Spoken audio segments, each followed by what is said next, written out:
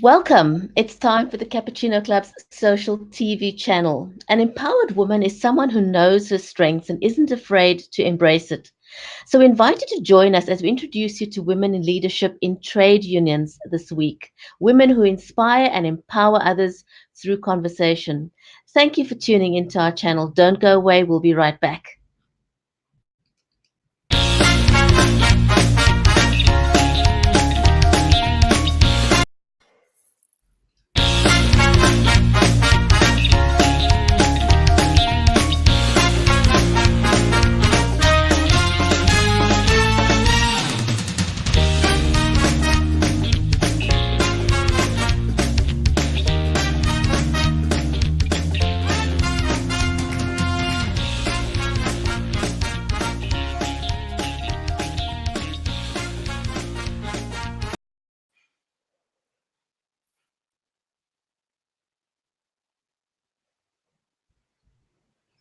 If you're just joining us, welcome to the show. I'm your host, Brigitte Lambanda. I'm a live video camera confidence coach, and I host and produce live shows that helps brands, entrepreneurs, and thought leaders increase brand awareness through storytelling.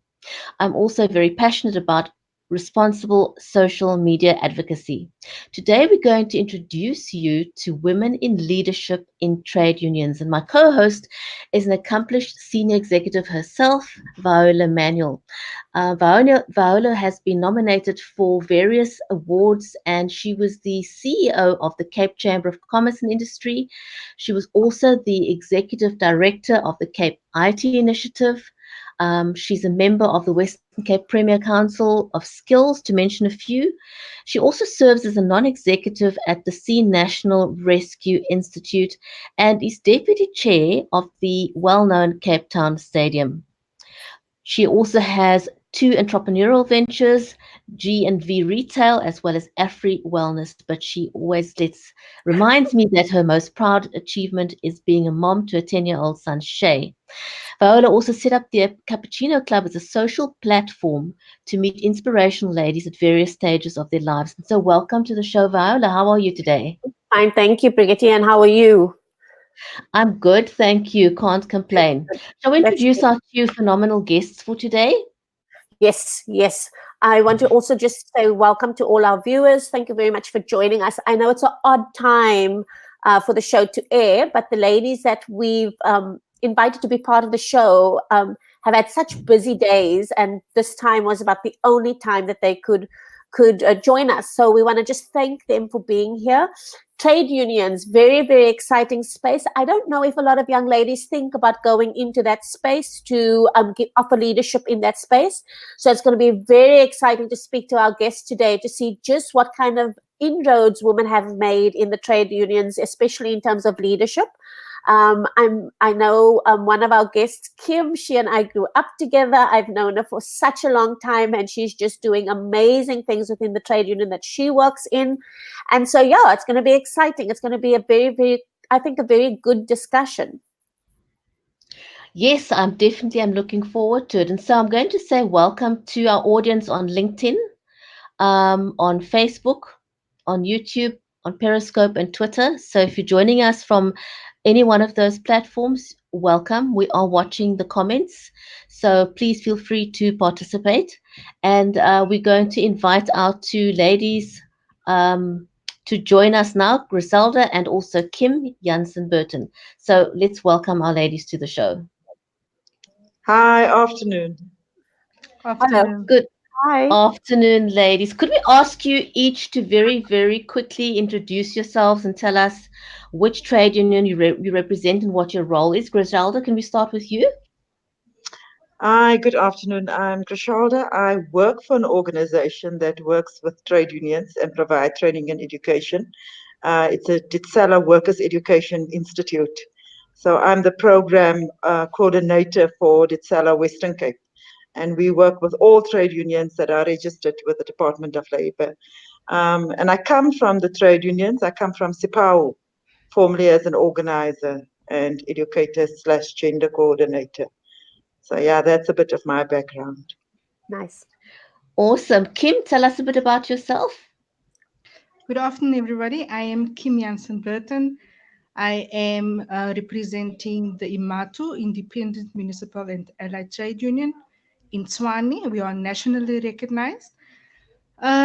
Yes, that's me.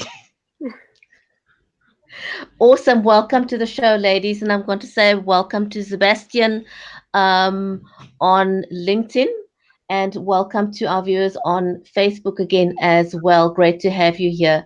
Ladies, tell us, how did you get started in the trade union? It's an unusual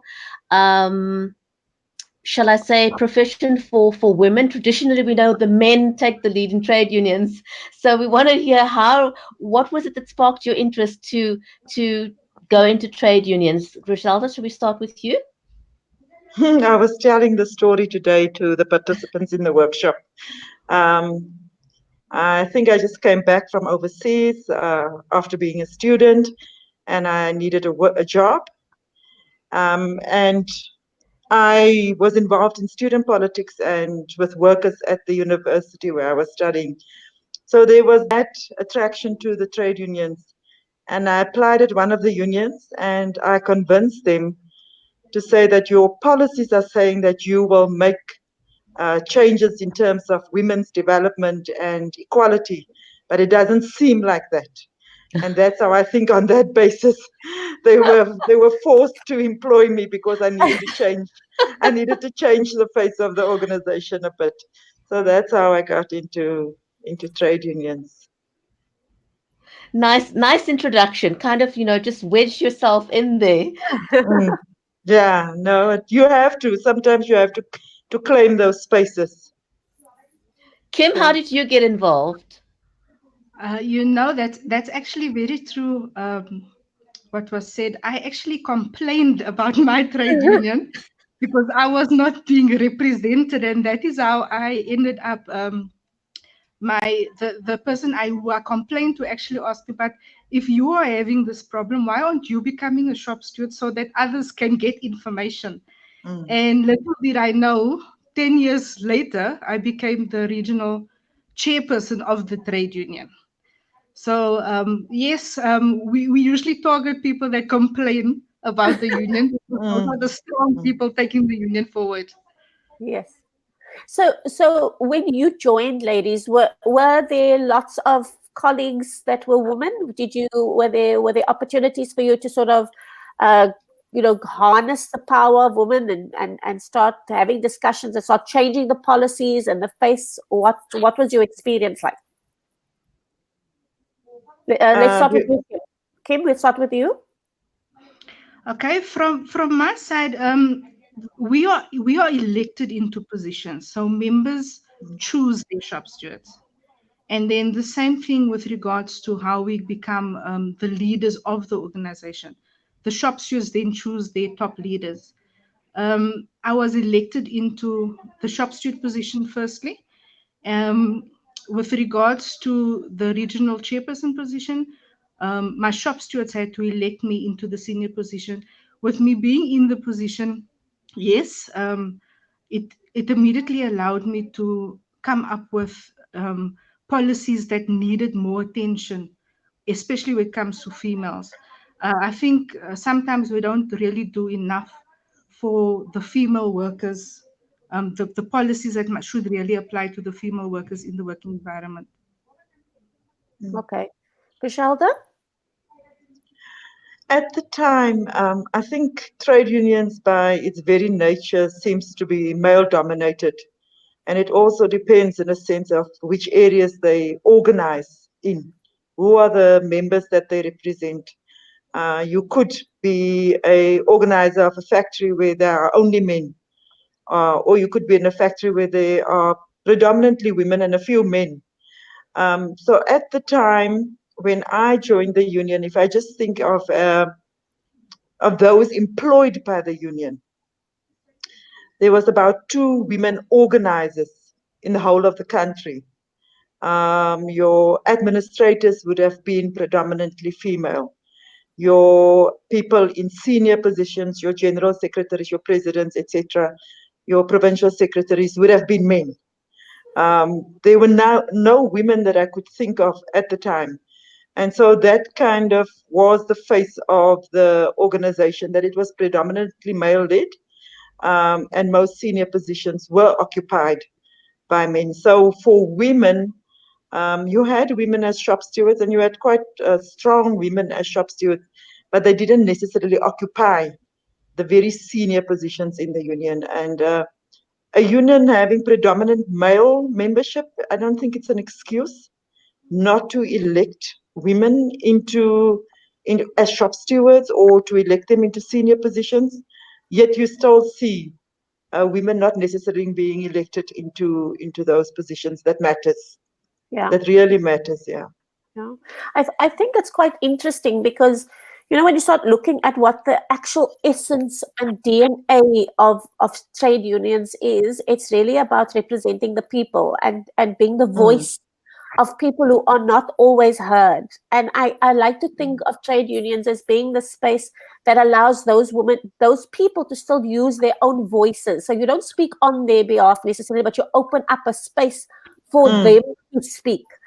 And it's it's for me it's quite interesting that gender issue is an issue within an organization that looks to speak on behalf of those who are not heard. And women are a huge part of the workforce, and be it at the lowest levels of it. We know what the struggles are in terms of women at leadership, not just within trade unions. Within JSE listed companies, you sit with very few women in the decision-making role. So it's a very, very interesting space for us to be in. So one of the questions I wanted to ask is what motivates you to wake up every morning and do the work that you do? What is the motivation behind it, Grischelda? That very thing about educating or going into spaces where people are able to come into and raise their issues. When you are engaging with workers around any particular issues, they understand the issues. They just need the space where they can raise those issues. And an organization like the one that I work for provides that platform for workers to engage on issues which matters to them and which affects them. But not only where they can engage, where they can go back to their workplaces and bring about change and educate other shop stewards or educate workers around issues. Whether you change one person, I think there is that role on effect that they would be able to give assistance to others. And then, of course, I work with different people all the time. So my workplace is not stagnant. I can see different faces. I can go across the country and meet people all the time. And whether you go to KZN or to the Eastern Cape, it's never the same.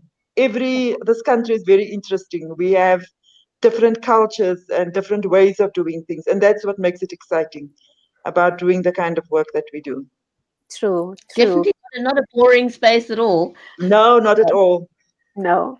Kim, what motivates you every day? What you've got, I know Kim, so I know she's got 4 young'uns, she's got 4 kids. What makes you leave those beautiful children and do the work that you do?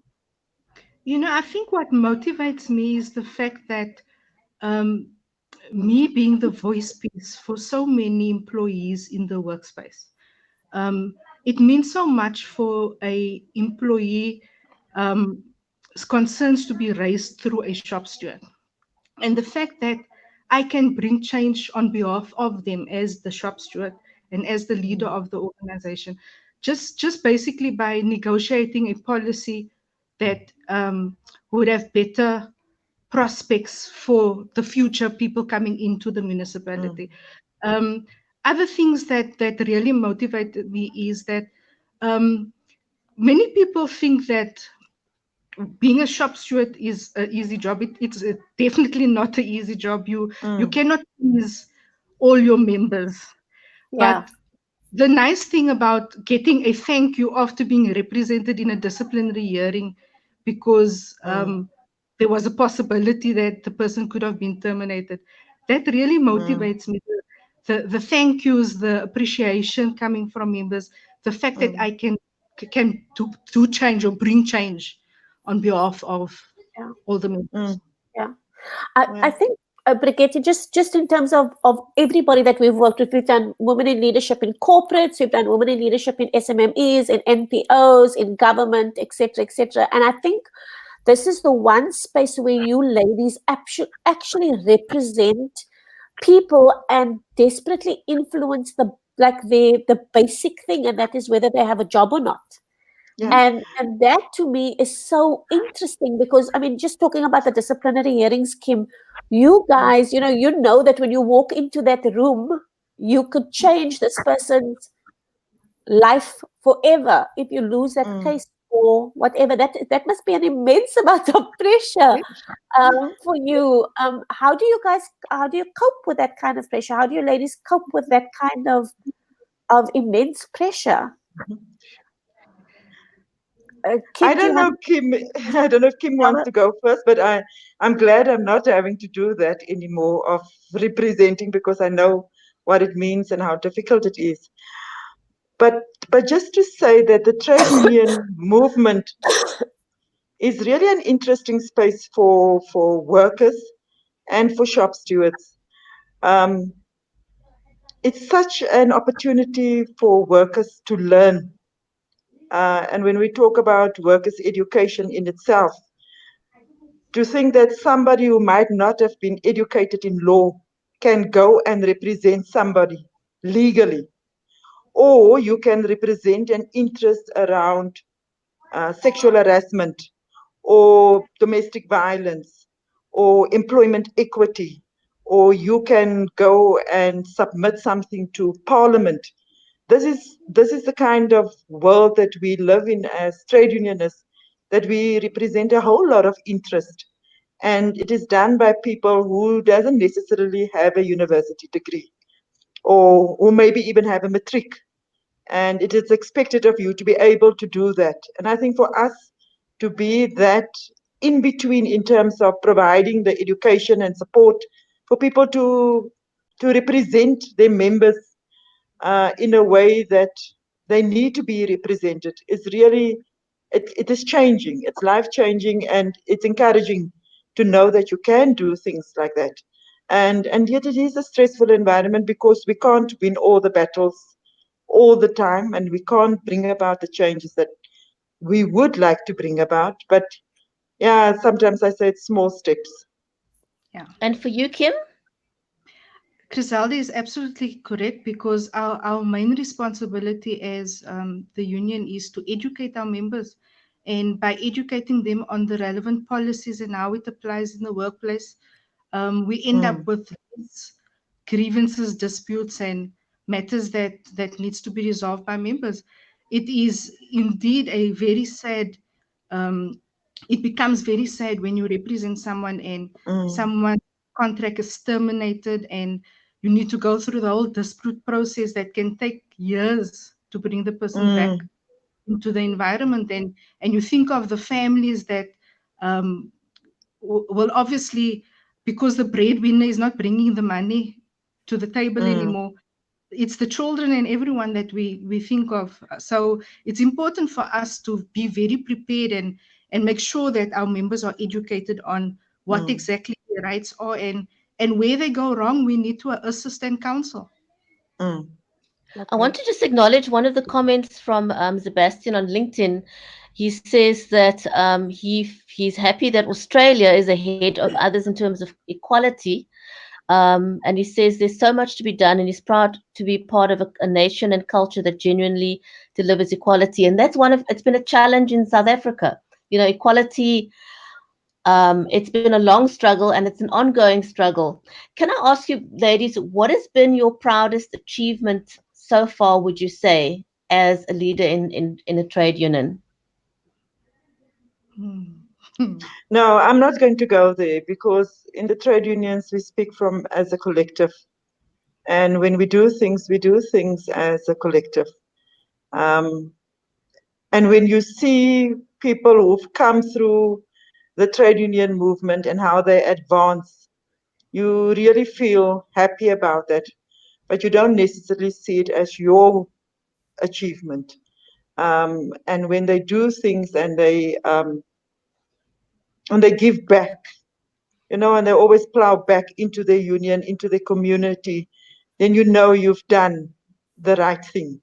And some of our comrades or some of our participants that comes on our programs, we see them move from an induction kind of programs, and eventually they go into university courses.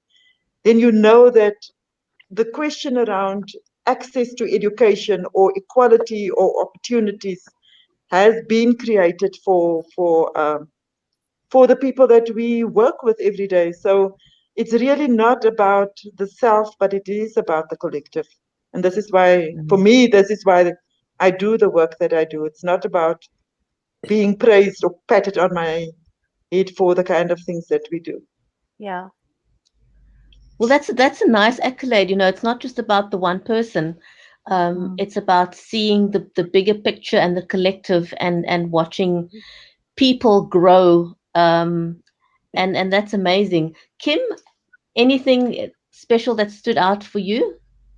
Yes, I think from my side, because I started on the ground by complaining and moving up, I think because we are nationally recognized, I think my greatest achievement responsible for the Tshwane region would be that we managed to maintain membership within Tshwane.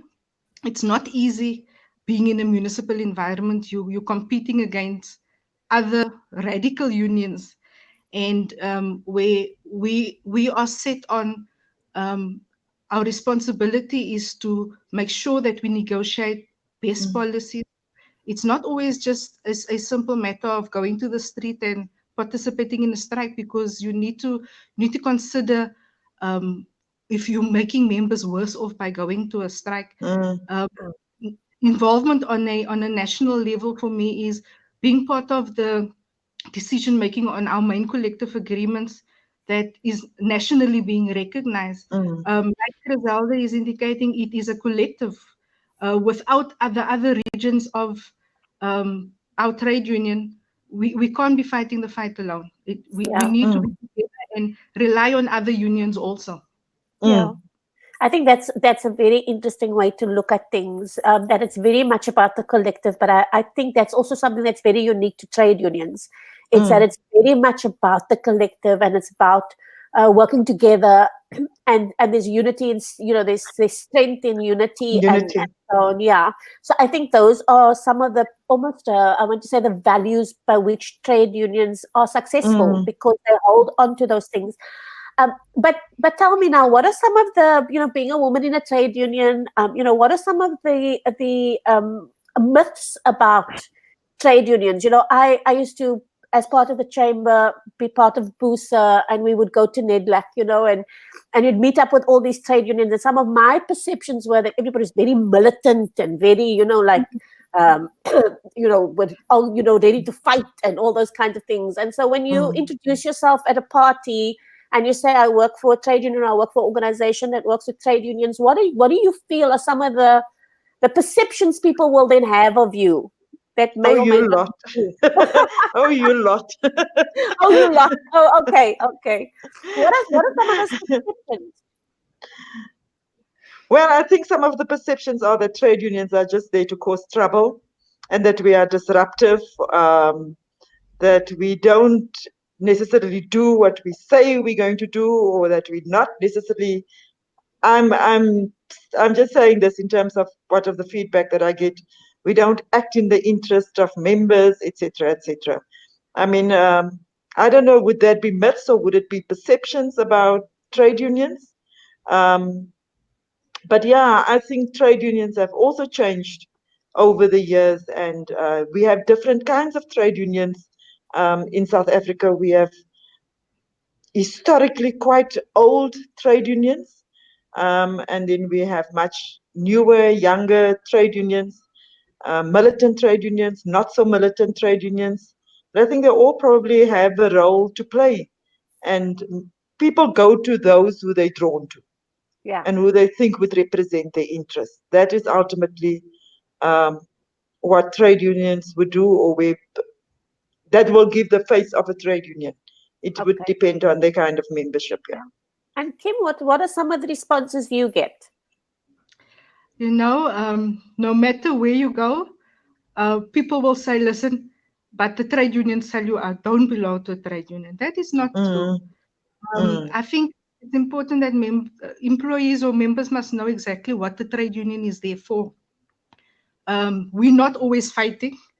We're not always fighting for a better salary increase, but that salary increase must be there because it will be negotiated properly.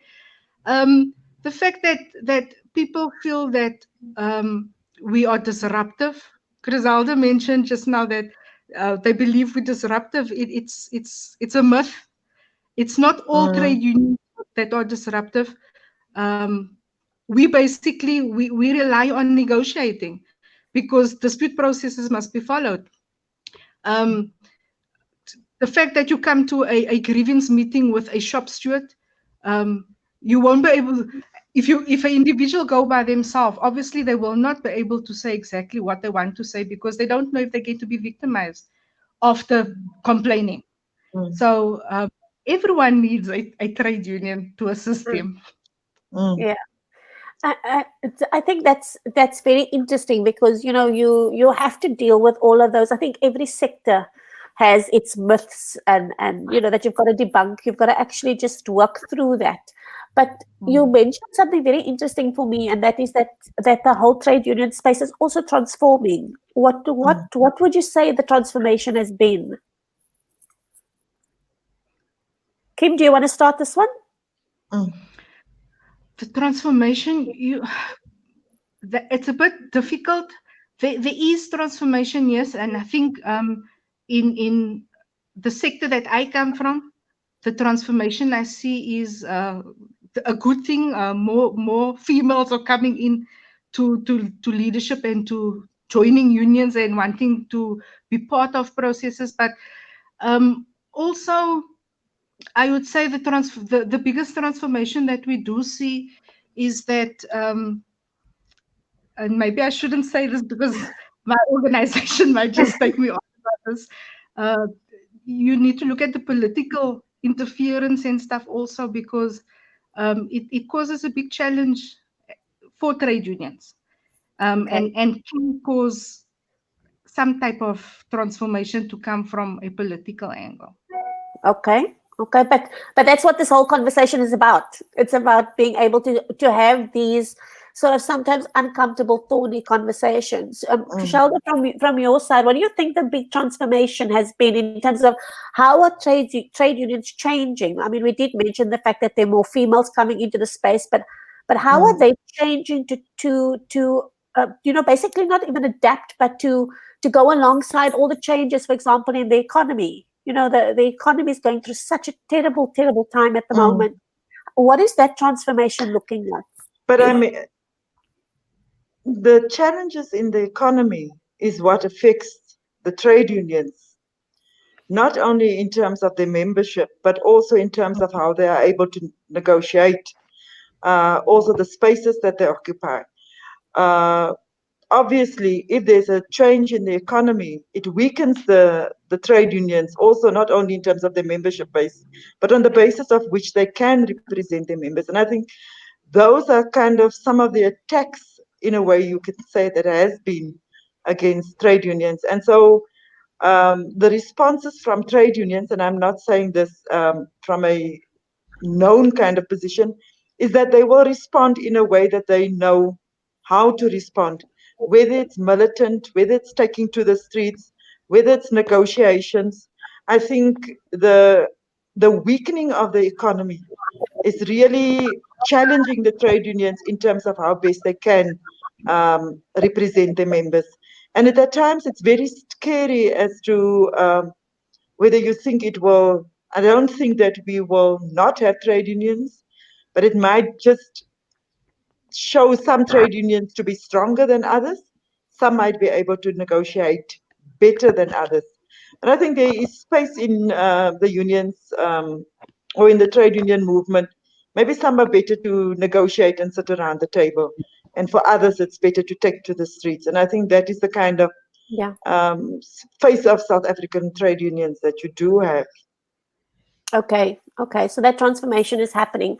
I know we've sort of said we'll stick to our time, because I know you ladies you've probably got lots to do after your full day of training. But I did want to just ask a question. If there's a young lady and she's watching the show, and this young lady's now sitting there thinking, I'm working, we're not unionized. Our organization's not unionized, but this is a space that I would like to be in. What would your advice be to a young lady looking to participate in this space?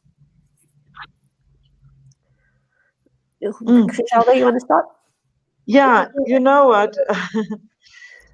I think for me, it's that if you join the trade union, it is also important that you educate yourself, that you mustn't assume that things come to you only on a platter. Whether it's a question of reading up, whether it's a question of finding out information about the trade union or about the industry that you work in, so that you also speak from a knowledge base, that you don't just come in and say, I'm expecting that things are going to come to me. If you want to challenge anything or anybody, you need to learn about your organization, you need to learn about the industry that you work in. I find, and I was talking to the participants today, the world of work has changed so much. Yeah. The world that you knew 20 years ago, that you know you're going to get a permanent job, or 30 years ago, that you know you can go and apply at a company and get a permanent job, it's not that case. Most young women are probably employed in a, I don't know, call center, or in retail where they are not permanently employed. So they don't even foresee that they would become permanent. They don't see a future where they could become permanent. But I think for them to be able to challenge those things, they need to educate themselves. And they need to be in those spaces. Trade unions, they mustn't see trade unions as something which is for their parents. The trade unions offer you a world of information and knowledge, and I think that is why they should join the trade unions. Okay. Kim, what is your... Yes, I think for any woman that feels, young person that feels that they want to go into this type of, or experience this type of world that we are in, it's in a very exciting, it's a very exciting space. But what Griselda says is true. You cannot just enter in this space, or you must have knowledge. You must familiarize yourself with what policy says, what legislation says, educate people. It's a very attractive, let me say, attractive way of getting information out to members. Members will soon, anyone that goes into a shop steward environment, you always see them either going into a legal field or going into a bargaining council environment. So it sticks with you. It's things that automatically becomes your career at the end of the day. I have not seen a shop steward or a member trying to come into the space and not moving up into a legal field or becoming a lawyer. So it is something, it's a very interesting space. Yeah. I just wanted to say also, you know, sometimes when you come into union meetings and spaces and you're afraid to talk, observe, listen, note what is being said, write down, so that you can ask the questions afterwards. You know, and lots of time people are saying women don't talk. And I say, listen to what men are saying. Sometimes they actually say nothing, but they are being heard. They say nothing, but they are being heard. So don't be afraid when you come into those meetings and things the first time. If you want to be quiet and observe and write down and go and find out afterwards, and the next time you come to the meeting, you raise your point. No matter whether it comes out crooked, you say it as best as you can, and don't be afraid to raise your voice. You know, it's scary to stand up in a room and say, this is how I feel, or I want to be clear about why are we not getting these benefits or that benefits, because a lot of times people are joining the unions because they want benefits. And they are hoping that the unions would be able to negotiate those benefits for them. So come into those meetings, in the workshops or whatever, and ask, why don't we have? And if we don't have, what can we then do to get it? So that we can build women, so that they can become stronger. And they use all that knowledge into other spaces as well. The trade union is not exclusive. Whether you negotiate at home with your children or your husband or your partner or your church or your soccer club or wherever you find that you can take your trade union knowledge into different spaces. Yeah. So I'm just thinking that is what I would advise people to do. I think what's come through for us on all the sectors is that you must prepare yourself for the career you want. You must be prepared to work hard, and you must be able to. So a lot of people, I'm finding that this is the encouragement I'm trying to pass on to young ladies entering the world of work. It's different. It's difficult to enter the world of work and find a way to differentiate yourself. But the one way that you can differentiate yourself is exactly what you guys are saying. Prepare yourself, be informed, and then build confidence. And I think it's very important for you ladies, just one of the things we talk about quite a lot is mentorship. Being able to identify those young ladies in your spaces that maybe don't have that level of confidence and taking them under your wing and saying to them, listen, I see the potential in you. Let's go and do this. In the session we had with the corporates, Professor Zinn said, it was one person that just spoke to her. It wasn't a flattering comment, it was just one person that said there's potential, follow your potential. And in that, the whole theme that came through that was a lot of women went into their careers because there was that one person that was willing to mentor them. And I think that really for us has been the sort of message we've been trying to push. And in the trade union environment, they would normally push you to do something out of your comfort zone that you wouldn't think. And I mean, of the many times that I was pushed to either go and be a member of some board or go onto a TV show or a radio show or write a piece of paper or things that you didn't think that you could do. But somebody just said, so why don't you do this, or wouldn't you like to? And you still, and before you know it, you do it. And that is the kind of world that the trade union is. It pushes you out of your comfort zone, and it sometimes asks you to respond and to react immediately. And that is quite an amazing space to be in. Yeah. Ladies, thank you so much. We're out of time. I want to thank you very much for being guests. And we've reached the end of this series. So we're looking forward to the next chapter on women who lead. So Grischelda, thank you very much. Kim, thank you very much. It was awesome having you as part of the show today. Yeah, we are looking forward to our session in 2 Saturdays or 3 Saturdays time, the 23rd of November. We would love for you, to just hear your thoughts on it. It's a Cape Town-based event, but please feel free to. We're talking about privilege and entitlement in South Africa today, which is a tricky subject. That's a good. Yeah, so we're going to have a roundtable discussion on that and inviting some ladies to participate in that session in the morning. And so, I just want to, from my side, also just thank you very much for participating. It was very insightful. Thank you to our guests and also to our viewers who sent in such interesting comments. Thank you. Thank you for having me. Thank you. It's a pleasure. Thank you, everyone. Okay. Thank you.